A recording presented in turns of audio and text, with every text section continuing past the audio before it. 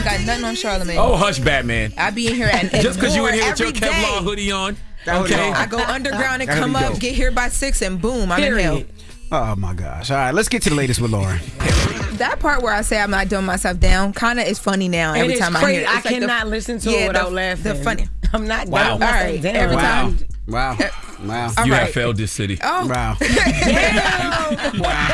Wow. All right, y'all, let's get into the latest because I have a lot to get to and I want to get to everything. Okay, look. So first up in the latest, Rich Paul. Rich Paul has this podcast for I've been following this story, yes. Those who don't know, Rich Paul is one of the biggest agents in the game. He's LeBron's agent, Clutch Sports. Now listen, he has a podcast called Game Over with Max Kellerman. The podcast is via The Ringer. And people are upset at him having this podcast. So it's become a thing in sports where people have these platforms. They can express thoughts, opinions, hypotheticals, all of this stuff. The issue with Rich Paul, people feel like he's on there talking about things he shouldn't be talking about because he has the influence to influence these things. One of those things are trades. Now, he got on his podcast and talked about a potential trade that could happen with Austin Reaves. Let's take a listen to Rich Paul on Lakers trade. If I was the Lakers, I would probably be targeting the Memphis Grizzlies as a trade partner for Jaren Jackson. That'd be a great fit. For whom? Some way, somehow, I would be trying to get Jaren Jackson, maybe get back Gigi Jackson. But I think if you're building around Luka going forward, which they are, you need a guy like that. You need that anchor. And Jaren doesn't want to be a part of a rebuild. They just put Ja Morant on the market, saying that they're willing to trade him, etc. If you're able to trade out expirings and give up the last first-round pick you got, that could be one scenario. Or you can say, let me withhold that, but this comes with Austin Reaves. This comes with a very unemotional attachment because Austin is beloved, which he should be. But he's about to get paid. He's an underdog. There's a world where you can do what's best for your team and do what's best for Austin because Austin deserves to get paid. I've been asking myself, why is Rich Paul doing this podcast? Because as you said, Loren, Rich is one of the biggest agents in sports. Why is he jeopardizing that with a podcast? Because when he's talking about other players and where they should be traded, I wonder how Rich would feel if other agents were publicly saying that about his clients. Not to mention he's saying that about teammates of one of his clients, LeBron James. That has to mess with team chemistry. If I'm Austin Reaves, I'm looking at Bron like, what's up with your man?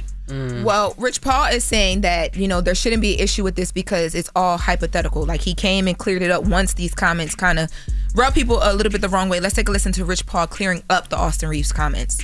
Probably not enough who commented on what you said actually watched the clip, even the full clip. Right. Including my man Reg, who happens to be Austin's agent. We talked, this is my guy. I mean, I've known him for 20 years. And he said, Rich, I didn't watch the show. So, okay. So we talked about it. And I'm like, look, Reg, you my man. And I want Austin to know, this is not about Austin Reaves. First of all, if you watch the show, which you should, and you watch the full take, this was a hypothetical conversation we were having. If I was running a team, not this is what's going to happen, etc. Secondly, I believe it's very complimentary to AR because he's on a team with 2 future Hall of Famers, and he happens to be the asset.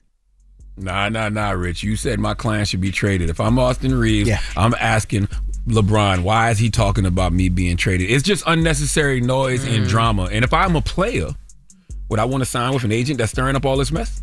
Yeah, it is. I have no idea. It is a hypothetical. But I'm with you. I'm like, nah. Don't talk about trading me when I know Bron's your man. Does Bron feel the same way? Does Bron not want me on his team? Or you talking about trading? Yeah, you said I am worth it.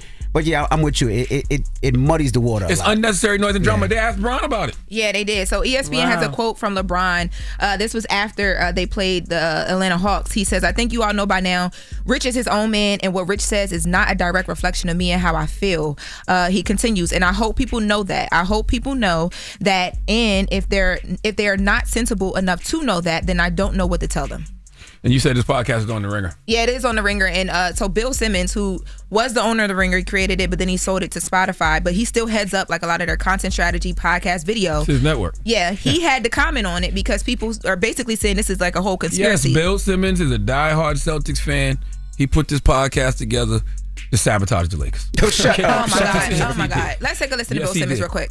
I just did an amalgam of all the texts I've gotten. You're an evil genius. You launched this Game Over podcast with Rich Paul and Max Kellerman solely so you could destroy the Lakers, and it's working. First of all, I would never do that. As much as I despise the Lakers, I would never use a Ringer podcast to try to bring them down. That feels like bad karma. It feels like something bad would happen with the Celtics. So how dare you on that? I love it. I think this is great. We've had players like Draymond and those type of guys have started, Paul George, Jalen Brunson. All of these guys have podcasts where they just talk about the sport like they're fans. And now Rich is doing it, but he's the most powerful agent in the sport. I couldn't be more delighted that the Ringer is involved. And if it's caused trauma for Laker fans and disarray behind the scenes, I can't say that was the intention, but it's a pure delight. See, Bill put this podcast together to sabotage the Lakers this season. Then he got accused of sabotaging the Lakers. Then did a pod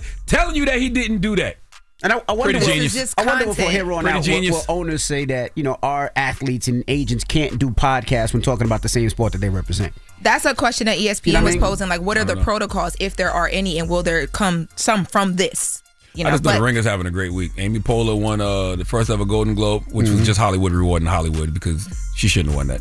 And then now this situation that Bill Simmons set up. Speaking of having a great week, great segue, because black women been having a great week all week. We had Tiana Taylor kick it off with the Golden Globes. Issa Rae just inked that new deal, a development deal with Paramount. We got to see Whoopi and Oprah reunite 40 years of The Color Purple, which was such a moment. Nice. Go listen to them on The View. And then Jess Hilarious got some flowers on Club Shay Shay. Austin Davis, comedian. Ryan Davis, comedian, was talking about his social media Mount Rushmore, and he showed Jess a lot of love. So I want to make sure we get this clip in. Let's take a listen. Oh, give me your Mount Rushmore of social media comedians. Ooh, there's a lot of them out there. I'm gonna go DC Young Fly. Okay. I'm gonna go me, Kev on Stage. I'm gonna go Jess Hilarious. Okay. Jess Hilarious. She was amazing. I had Jess on. She was amazing. We talking about going from that to doing national sold-out tours, doing the sitcom with Rail, now on one of the highest syndicated radio shows. Breakfast Club. In the world. The highest. Who did it like that? Biggest. So, yeah, that's the Mount Rushmore right now. I like that Mount Rushmore. Shout out to Ryan Davis, yo. I love Ryan. I would add one person to that. I don't know if you can.